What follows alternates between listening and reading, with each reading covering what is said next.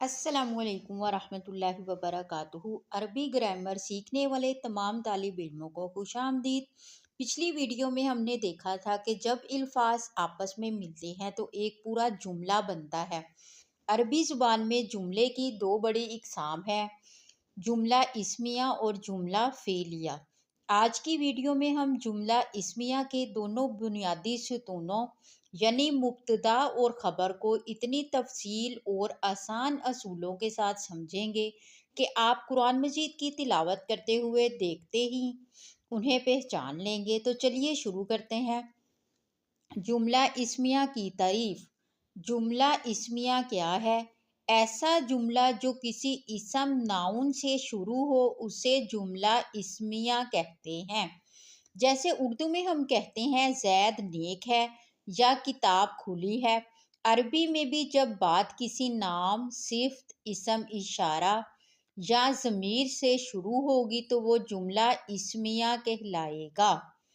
اس کے دو لازمی حصے ہوتے ہیں جن کے بغیر جملہ مکمل نہیں ہوتا، مبتدا اور خبر۔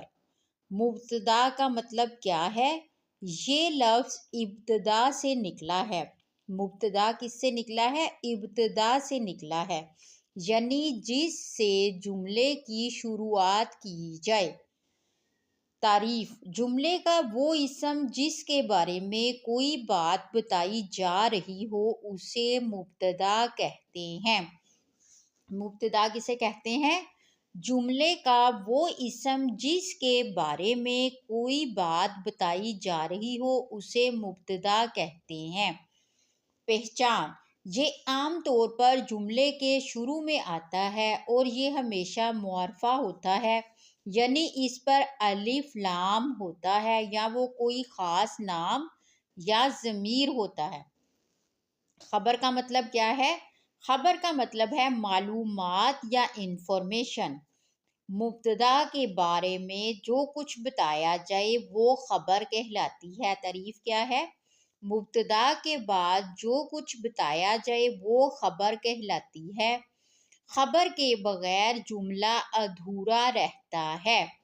پہچان اس کی کیا ہے؟ یہ عام طور پر مبتدا کے بعد آتی ہے اور یہ ہمیشہ نکرہ ہوتی ہے، یعنی اس پر الف لام نہیں ہوتا بلکہ تنوین یا دو پیش ہوتے ہیں۔ مبتدا میں ہم نے کیا پڑھا ہے کہ اس کے شروع میں الف اور لام ہوگا اور خبر میں الف لام نہیں ہوگا، آخر میں تنوین ہوگی۔ مبتدا اور خبر کا آپس میں کیا رشتہ ہے؟ اس کے یہ چار اصول یاد رکھیں۔ نمبر ایک، اعراب۔ مبتدا اور خبر دونوں ہمیشہ مرفوع ہوتے ہیں، یعنی دونوں پر پیش یا دو پیش ہوتی ہے۔ وسعت۔ نمبر دو، مبتدا ہمیشہ معرفہ ہوگا اور خبر ہمیشہ نکرہ ہوگی۔ مبتدا کیا ہوگا؟ ہمیشہ معرفہ یعنی کہ خاص ہوگا اور خبر ہمیشہ نکرہ یعنی کہ عام ہوگی۔ مثلا الکتاب جدید، کتاب نئی ہے۔ یہاں الکتاب معرفہ ہے اور جدید نکرہ ہے۔ نمبر تین، جنس۔ اگر مبتدا مذکر ہے تو خبر بھی مذکر ہوگی، اگر مبتدا مونث ہے تو خبر بھی مونث ہوگی۔ مذکر، زید عالم، زید عالم ہے۔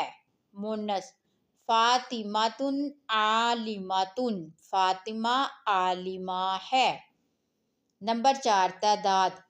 اگر مبتدا واحد ہے تو خبر بھی واحد ہوگی، اگر مبتدا جمع ہے تو خبر بھی جمع ہوگی۔ جمع کی مثال، المؤمنون اخوۃ، مومن آپس میں بھائی ہیں۔ قرآن مجید کی 10 ایسی مثالیں دیکھتے ہیں جہاں مبتدا اور خبر بالکل واضح ہے۔ نمبر ایک، اللہ حق۔ اللہ کیا ہے؟ مبتدا ہے، شروع میں الف لام ہے اور خبر حق، اللہ تعالی حق ہے۔ اللہ سمیع، اللہ مبتدا ہے، معرفہ ہے، سمیع خبر ہے، نکرہ ہے۔ اللہ تعالیٰ سننے والا ہے۔ الحق من ربک، الحق مبتدا ہے معرفہ ہے، من ربک خبر ہے نکرہ ہے، حق کے رب کی طرف سے ہے۔ محمد الرسول اللہ، محمد مبتدا ہے معرفہ ہے، رسول اللہ خبر ہے، محمد صلی اللہ علیہ وآلہ وسلم اللہ کے رسول ہیں۔ الصلاۃ خیر، الصلاۃ مبتدا ہے، خیر خبر ہے، نماز بہتر ہے۔ المؤمنون اخوۃ، المؤمنون مبتدا ہے، اخوۃ خبر ہے، مومن آپس میں بھائی ہیں۔ ھذا صراط، ھذا مبتدا ہے، صراط خبر ہے، یہ راستہ ہے۔ القاریعۃ ما القاریعہ، القاریعۃ مبتدا ہے، ما القاریعہ خبر ہے، کھڑکھڑانے والی کیا ہے وہ۔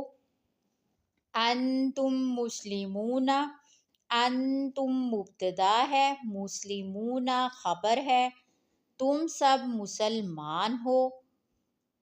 ھذا بیان، ھذا مبتدا ہے، بیان خبر ہے، یہ ایک بیان ہے۔ اب باری ہے آپ کے ٹیسٹ کی۔ القرآن کتاب، آپ نے کومنٹ سیکشن میں مجھے یہ بتانا ہے کہ اس جملے میں مبتدا کون سا لفظ ہے اور خبر کون سا، اور اس پر اعراب کون سا آئے گا۔ امید ہے اب آپ کو مبتدا اور خبر کی پہچان کبھی نہیں بھولے گی۔